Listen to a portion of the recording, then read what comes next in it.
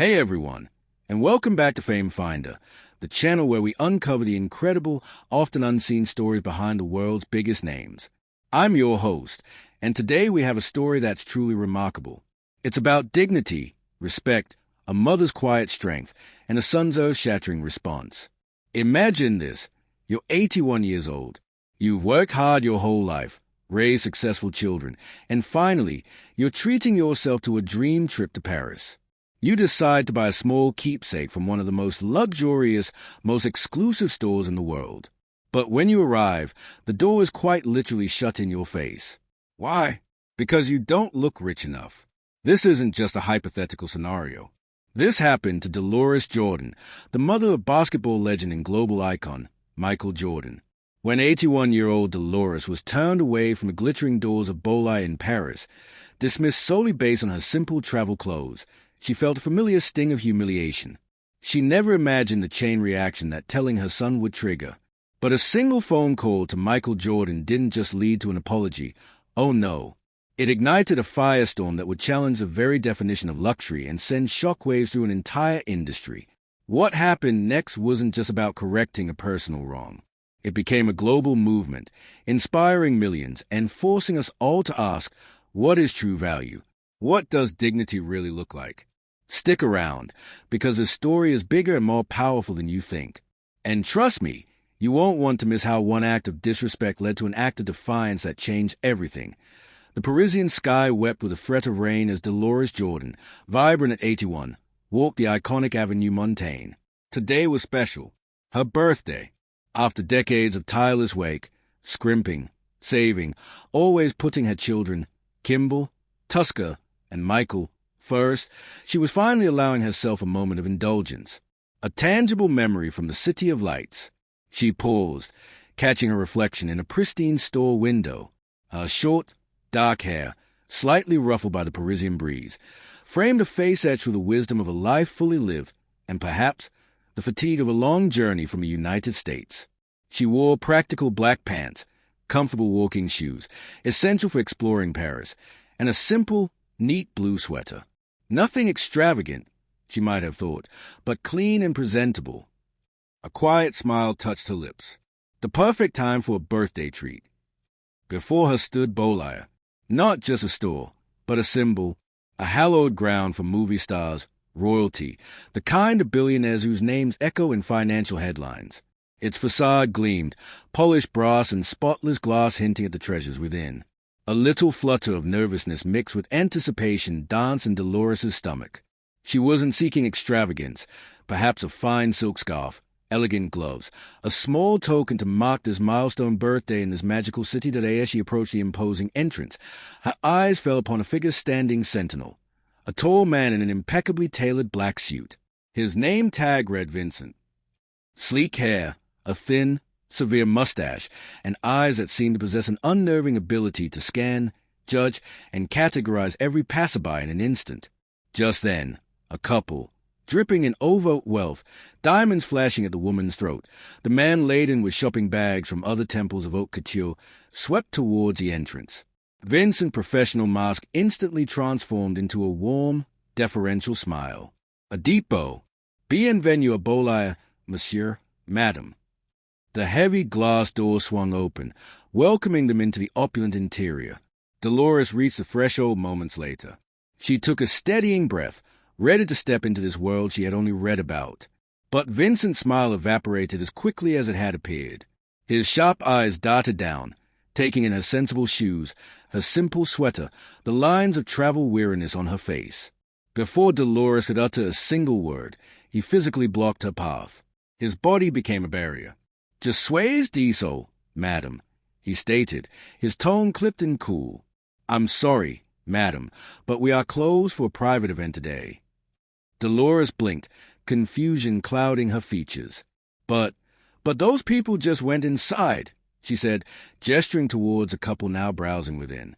Vincent's expression hardened, a flicker of annoyance crossing his face. "They are on the special guest list, madam." It was a blatant lie. Through the crystal-clear glass, Dolores could plainly see other shoppers milling about, examining merchandise. As if to punctuate the point, another elegantly dressed woman approached, and Vincent, without a word, simply stepped aside, allowing her effortless entry. I just wanted to buy a small gift," Dolores explained, her voice soft but clear. "It's my birthday today." Vincent raised a condescending eyebrow, his gaze lingering pointedly on her clothes. "Perhaps," he suggested, his voice dripping with false politeness, "another establishment might be more appropriate for your budget. May I suggest the tourist shops near the river?" The heat rushed to Dolores's face. It wasn't just embarrassment. It was a deeper, older wound being reopened. In that instant, she wasn't an 81-year-old woman on her birthday in Paris. She was transported back decades, a young, single mother, struggling, facing prejudice, constantly being judged, deemed less than. The familiar weight of being assessed and found wanting settled heavily upon her. Inside the store, near the entrance, a young employee named Zara watched the exchange unfold. Her name tag, pinned neatly to her uniform, felt suddenly heavy. She was new at Bolaya, still learning the unspoken rules, but she'd seen variations of this scene before. Yet, there was something about the quiet dignity of this older woman, the way she held herself even in the face of such blatant disrespect, that made Zara's stomach twist with a sickening sense of shame. Aren't we supposed to let her in?" Zara whispered nervously to her nearby supervisor. The supervisor, a woman hardened by years in the luxury trade, shut her down instantly, her voice a low hiss. "Mind your section, Zara. Vincent knows who belongs here, and who doesn't." The unspoken message was clear. Appearance is everything, and this woman didn't fit the Bolaya mold outside. Dolores straightened her shoulders. She would not give this man, this store, the satisfaction of her tears. She had weathered far greater storms than a snobbish doorman. "I understand," she said, her voice remarkably steady, though perhaps a little quieter. "Thank you for your time." She turned, the weight of the rejection pressing down on her, and began to walk away. As she reached the corner of the Grand Avenue, the first drop of rain fell, tracing a path down her cheek like a single, symbolic tear. Within minutes, the threatened downpour began in earnest. Fat drops splattered against the pavement, soaking her simple blue sweater. But Dolores didn't hurry. There was no appointment to rush to, no one waiting. Just an impersonal hotel room, and the prospect of another birthday marked by a quiet sense of isolation. Inside Bolaya, Zara watched the elegant, dark-haired woman disappear into the gray curtain of rain. A pang of guilt urged her to run after her, perhaps offer an umbrella, a simple gesture of kindness. But fear held her rooted to the spot. Fear of losing this job, the job that paid her rent, that funded her younger brother's education. She couldn't risk it. Vincent, meanwhile, returned to his post, a smug little smile playing on his lips. He muttered, perhaps to himself or any staff within earshot, "Trying to get in here dressed like that? Honestly, if we let just anyone shop at Bolaya, we lose our exclusivity. It dilutes the brand." Zara looked away, focusing intently on folding a silk scarf that cost more than her entire month's salary. The store's soft, ambient music played on, champagne flutes clinked softly, and the privileged clientele continued their shopping, blissfully unaware of the small, sharp act of cruelty that had just transpired on their doorstep.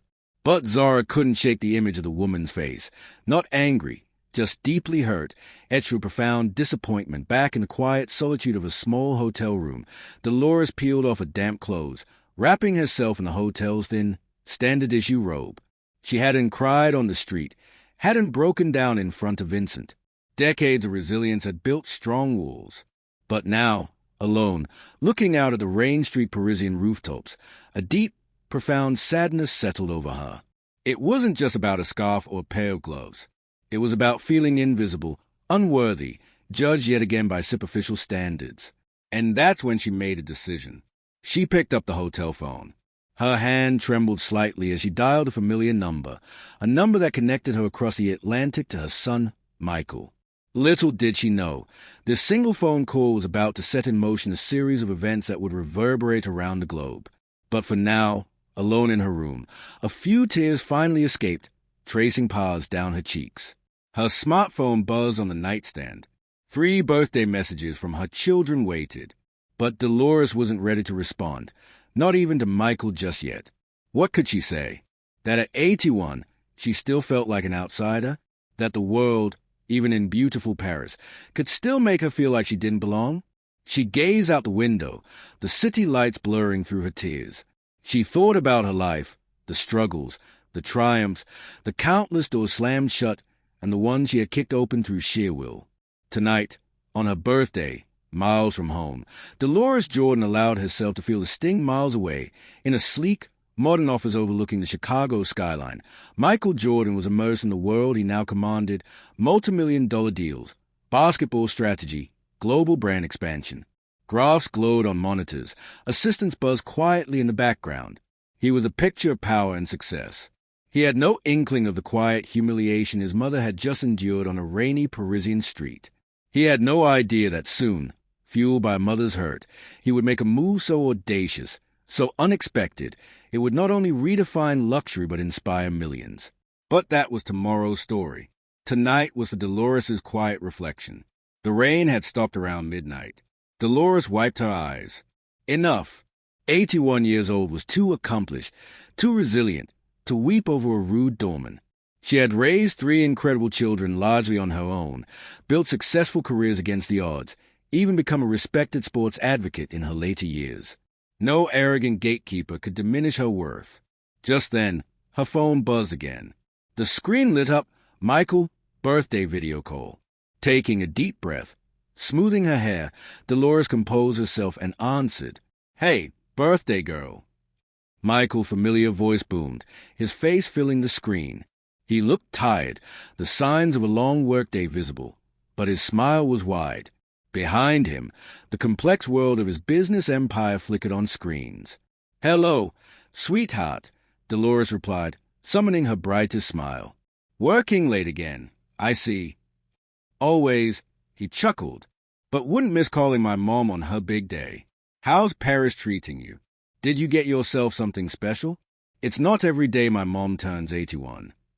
The question landed like a small stone in a calm pond.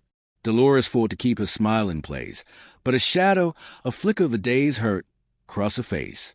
Michael, ever perceptive, noticed instantly. He leaned closer to the screen, his expression shifting. "Mom? What is it? What happened?" "Oh, nothing important, really," Dolores demurred, waving a dismissive hand. "Just got caught in a bit of rain. That's all." Michael's voice dropped, becoming gentle but firm. "Mom, you were never any good at lying to me. Tell me what's going on." Dolores sighed. The burden was too heavy to carry alone. "It's silly, Michael, truly," she began, and then the story tumbled out.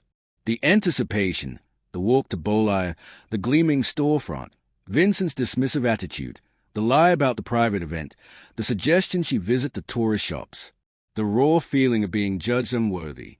"He made me feel like I was 30 again," Dolores admitted, her voice trembling slightly. A single mom with worn-out shoes and 3 hungry mouths to feed, being looked down upon. Isn't that ridiculous?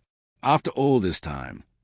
Michael listened intently, his easy smile completely gone, replaced by a stillness, an intensity Dolores knew well. It was a look he got before a crucial game, before making a pivotal business decision. The calm before the storm of his formidable determination. "What was the name of the store again, Mom?" he asked, his voice dangerously quiet. "Bolaya, on Avenue Montaigne. But Michael, please, don't make a fuss." "And the doorman's name?" Michael pressed, ignoring her plea. "Vincent, I think." His tag said Vincent. "But, sweetheart, it's honestly not worth getting upset about. These things happen." Michael's eyes had that distant look now, the one that meant his mind was already several steps ahead, formulating plan. Dolores recognized it instantly. It was the same look he'd had when he announced he was leaving basketball for baseball, and again when he decided to build his own global brand. "Michael," she said firmly, "promise me you won't do anything dramatic." He offered a smile, but it didn't quite reach his intense eyes. "Mom, I promise I won't do anything that would embarrass you." It wasn't the promise she'd asked for, but Dolores knew her son. It was the most reassurance she was likely to get. He deftly changed the subject, asking about her lunch, the sights she'd seen.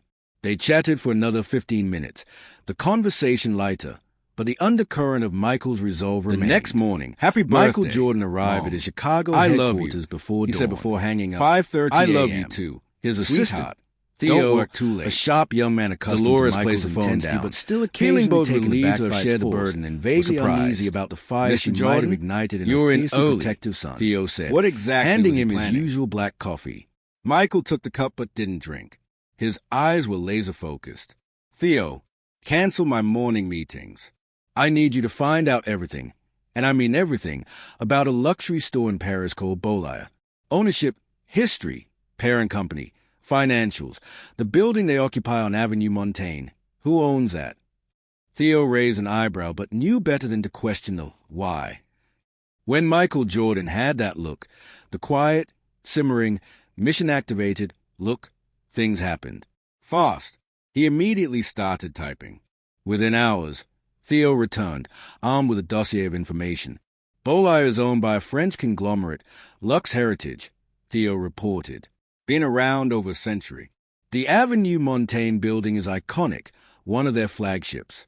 But they don't own the building itself, Mr. Jordan. It's leased, managed by a high-end real estate firm based in Monaco. Michael nodded slowly, absorbing the information. Get the Monaco firm on the line. Tell them Michael Jordan wants to make an offer to buy the building. Theo blinked. The entire building, sir. The entire building, Michael confirmed, his voice flat, decisive. And Theo, sir, find out who owns Lux Heritage. I might want to talk to them too. Theo hesitated. Mr. Jordan, are you sure? This seems like a very significant investment over an incident. Michael leaned back, swirling the untouched coffee. Theo, let me tell you something. When I was maybe 10, some kids were picking on my sister. I tried to step in, got roughed up. My mom found out. She didn't yell. She didn't cry. She calmly walked over to the biggest kid's house, spoke to his parents, then went to the school principal and sat there until they guaranteed it wouldn't happen again. All while working multiple jobs we kids barely even knew about, just to keep food on our table. He met Theo's eyes. My mother taught me you don't just complain about injustice. You do something about it. You change the situation. So yes, Theo, I'm sure. Make the calls. Meanwhile, across the Atlantic, Zara arrived for her shift at Bolaya. The atmosphere was immediately different. Hushed whispers, knots of anxious staff huddled together. The usual calming classical music was absent. What's going on? Zara asked Philippe, one of the security guards. Philippe shrugged, looking uneasy. Nobody knows for sure. But Madame Dupont, the store manager, got a call an hour ago. Locked herself in her office. Came out looking like she'd seen a ghost. Minutes later, Madame Dupont emerged, clapping her hands sharply for attention. Everyone, listen please. The staff gathered quickly. I have just received some rather unexpected news. Her voice trembled slightly. The building housing our store, has been sold. Gasps and murmurs rippled through the staff. Sold, asked Marcel, from fine jewelry. To whom? I don't know yet, Madame Dupont admitted. The transaction was handled swiftly, discreetly, through a Monaco firm. I've been assured, for now, it's business as usual. Vincent arrived for his shift, overhearing the commotion. Sold? Probably just some investor flipping property, he scoffed, trying to project calm, though a seed of unease was planted. Bolaya has been here 100 years. We're an institution. Nothing changes. But Zara wasn't so sure. As she meticulously arranged scarves worth more than her annual rent, she couldn't shake the image of the woman in the rain. Could this possibly be connected? It seemed too outlandish, too move-alike. She dismissed the thought. Yet the unease lingered. By closing time, the rumors had intensified. Russian oligarchs, Chinese conglomerates, rival luxury houses plotting a hostile takeover. Madame Dupont gathered the staff again, her face even paler. I have further information. Her voice was barely a whisper. It's not just a building. Bolaya itself, the brand, the operations, has also been acquired. The new owner, the sole new owner, will be arriving in 3 days to announce changes. Now, even Vincent looked visibly worried. A sense of profound uncertainty settled over the entire team. As Zara walked home through Parisian twilight, she felt a strange mix of anxiety for her job and a flicker of hope. Maybe, just maybe, whoever this mysterious new owner was, they might bring a change that valued more than just the outward appearance of wealth. Little did she, or anyone at Bolaya, comprehend the seismic shift that was coming. Host, to camera okay, let's just pause here for a second. Can you feel the tension building? A mother's quiet hurt, a son's immense power, and an entire institution on the brink of upheaval. This is Fame Finder, and stories like this remind us that behind the fame and fortune, real human emotions drive incredible actions. If you're finding this story as compelling as I am, do me a quick favor and hit that like button down below. It really helps the channel reach more people who appreciate these deep dives. And hey, if you haven't already, consider subscribing so you don't miss a conclusion of this story and others like it. All right, back to Paris, where things are about to get really interesting. 3 days later, Dolores was enjoying a quiet breakfast in her hotel room when a formal knock sounded. A uniformed hotel employee presented a heavy, cream-colored envelope on a silver tray. "For Madame Jordan." Confused, Dolores accepted it. Inside, an engraved card. "You are cordially invited to a special reception at Bolaya, Avenue Montaigne. This evening, 7 p.m. Formal attire requested. Bolaya, the store that had turned her away. Dolores stared at the invitation. This had Michael's fingerprints all over it. But how? And what was he planning? A grand confrontation? She reached for her phone to call him, then hesitated. He'd gone to this much trouble. Perhaps she should trust him. See this through. "Oh, Michael," she sighed, a mix of apprehension and maternal pride swirling within her. "I just hope this isn't too dramatic." She opened her suitcase. Tucked away was an elegant, simple black dress she'd brought just in case. It seemed just in case had arrived. That evening, Bolaya was transformed. Closed to the public, by invitation only signs discreetly placed. Inside, a feverish energy. Flowers overflowed. Champagne stations were prepped. A string quartet tuned softly in a corner. Madame Dupont, impeccably dressed but visibly stressed, briefed the staff. "Tonight is critical. The new owner arrives. We still don't know who it is, but they have invited the creme de la creme of Paris. Designers, celebrities, industrialists. Everyone must be perfect. Marcel, jewelry. Clothing team, finest displays. Zara, you'll assist near the entrance. Vincent." She paused, locking eyes with the doorman. "You will greet every guest with the utmost courtesy and warmth." "Understood." Vincent nodded curtly, adjusting his tie. He was back to his usual confident self, ready to impress whoever held the reins now. As 6 p.m. arrived, the staff, changed into formal uniforms, took their positions. The store glittered. Limousines began disgorging Paris's elite onto a newly laid red carpet. Camera flashes popped. Vincent was in his element, bowing, smiling his practiced smile. Bienvenue à Bolaya. At 6:55 p.m., a standard taxi pulled up. Dolores Jordan stepped out onto the red carpet.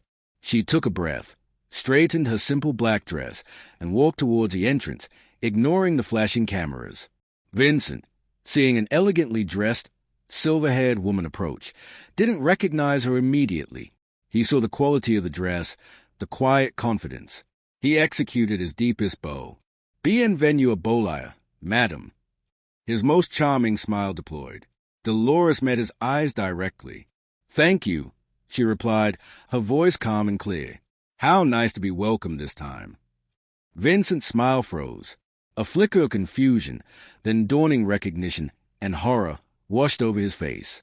But before he could stammer an apology or react further, Dolores Jordan swept past him into the glittering, crowded store. Inside, the air buzzed with speculation. Zara spotted Dolores enter. Their eyes met briefly. Zara offered a small, almost imperceptible nod of apology and respect. Dolores acknowledged it with a slight incline of her head. At precisely 7 p.m., the lights dimmed slightly. The music faded. A hush fell. An amplified voice announced, Ladies and gentlemen, please direct your attention to the grand staircase for a special announcement from the new owner of Bolaya. All eyes turned. Spotlights focused on the empty marble steps. Then, a figure appeared at the top, tall, imposing, dressed in a flawless custom suit. A collective gasp went through the staff. Madame Dupont looked faint. Vincent, near the door, went sheet white. Zara's eyes widened in disbelief. Dolores Jordan simply whispered, a mixture of exasperation and awe, "Oh, Michael, what have you done?" It was Michael Jordan, the basketball legend, the global business icon. He stood there, surveying the stunned crowd, the new sovereign of this kingdom of luxury. "C'est Louis." Marcel whispered incredulously to Zara. "It's him." "Oh, Zara breathed back. "C'est le nouveau propriétaire." "He's the new owner." Michael descended the stairs slowly, deliberately. He accepted a champagne flute, but didn't drink. He reached the bottom, the silence in the room absolute. "Good evening." His voice resonated through the opulent space. "Thank you all for coming." He scanned the crowd, his gaze finally resting on his mother. A small, almost imperceptible smile passed between them. "I know you're wondering why I'm here," Michael continued. "Why someone known for sneakers and basketball would buy a Parisian haute couture institution." He paused. "It's simple, really, and it's complicated. But before I explain, I'd like someone very special to join me." He extended his hand. "Mom, please come up." All eyes swiveled to Dolores. Looking surprised but composed, she moved gracefully through the potted crowd. As she passed Vincent, she offered a brief, neutral nod. He couldn't meet her gaze. Michael took her hand. "This is my mother, Dolores Jordan," he announced, his voice filled with pride. "A nutritionist, a former model, a community advocate, and the strongest person I know." Polite applause rippled through the room. 3 days ago, Michael's voice dropped, commanding attention. "My mother came to this store. It was her 81st birthday. She wanted to buy herself a small gift to remember her trip." Dolores gently touched his arm, a silent plea not to embarrass anyone, but Michael continued, resolute. She was turned away, not because the store was closed, not because of a private event, but because a man at the door judged her by her clothes and decided she didn't look like she belonged here. A shocked murmur swept the room. Eyes darted towards Vincent, who looked like he wanted the floor to swallow him whole. Madame Dupont stepped forward, flustered. "Mr. Jordan, please allow me to offer our sincerest apologies." Michael held up a hand, halting her. "No apologies needed right now, Madame Dupont. This isn't about punishment. It's about principle. It's about possibility." He looked around the room, at the wealthy patrons, the famous designers. "This incident made me think. What is luxury? Is it about excluding people? Or should it be about celebrating excellence, craftsmanship, beauty, and making people feel valued?" He continued, his voice resonating with passion. "My mother raised 3 kids on her own, often working multiple jobs. There were many doors closed to her back then because of how she looked, because of assumptions people made. Today," he declared, his voice ringing with purpose, "that changes. Here, now. Not just for my mom, but for everyone who has ever been judged by their cover." The room was utterly silent. Zara felt goosebumps rise on her arms. This was bigger than Bolaya. Starting immediately, Michael announced, "Bolaya is undergoing a transformation. We will still offer the world's finest goods. Quality remains paramount. But our definition of exclusive is changing. True luxury isn't about shutting people out. It's about opening doors with dignity." He then unveiled Project Dolores, a multi-pronged initiative, a new standard of welcome, mandatory training for all staff on inclusivity and treating every single person with respect, regardless of appearance. Zero tolerance for judgmental behavior. The community commitment. A significant percentage of Bolaya's profits would now be dedicated to supporting single-parent households and community initiatives, both in Paris and globally. The Dignity Collection, a curated selection of Bolaya quality items offered at accessible price points, available exclusively to individuals nominated for their community service, teachers, nurses, first responders, social workers. verified through a discreet online system. We are not cheapening the brand, Michael clarified, anticipating concern from designers. We are enriching its meaning. Bolai will be the first luxury house where conscience and craftsmanship walk hand in hand. He raised his glass, not in a toast, but in a statement. Tonight, we celebrate a new era. An era where luxury is defined not by exclusion, but by excellence, elegance, and respect for all. The orchestra tentatively struck up again. Waiters circulated. The crowd began to talk, stunned, excited, processing the bombshell announcement. Michael guided Dolores to a quieter corner. Michael, Dolores said, shaking her head, still processing. Buying the store, it's a bit extreme, don't you think? Michael grinned, that familiar determined glint in his eyes. Mom, when have I ever done anything halfway? The transformation and global impact. The following weeks were a whirlwind. Bolai closed temporarily for intensive staff retraining led by experts in diversity and inclusion, with Zara playing a key role, promoted to head the new Dignity Committee. Vincent, humbled and requesting a second chance, participated earnestly, confronting his own ingrained biases. Michael met with resistant designers, convincing many that associating with Project Dolores would enhance, not dilute, their brand image. He also shared his own story of being turned away from Chicago's store years ago, adding a powerful personal layer to his mission. The media exploded. Revenge billionaire or retail revolutionary, headlines screamed. Talk shows debated. Social media ignited with people sharing their own #judged by my cover stories. Project Dolores became a trending topic globally. The grand reopening was unlike anything Paris had seen. 2 lines formed, regular patrons and verified community collection members. Inside, the atmosphere was different, vibrant, diverse, respectful. Sales figures soared. The publicity was immense, but the genuine appreciation from customers who finally felt seen and welcomed was palpable. Other luxury brands watched, initially skeptical, then intrigued, then compelled. Within months, several major retailers announced similar initiatives, citing Bolai's success. Dignity committees and inclusive welcome policies started appearing in sectors far beyond retail. 1 year later, the legacy. 1 year after the transformation, Bolai hosted an anniversary event. The mood was celebratory. Zara was now overseeing global training. Vincent, a changed man, volunteered regularly at a local shelter and shared his story openly. Madame Dupont managed the international expansion of Project Dolores.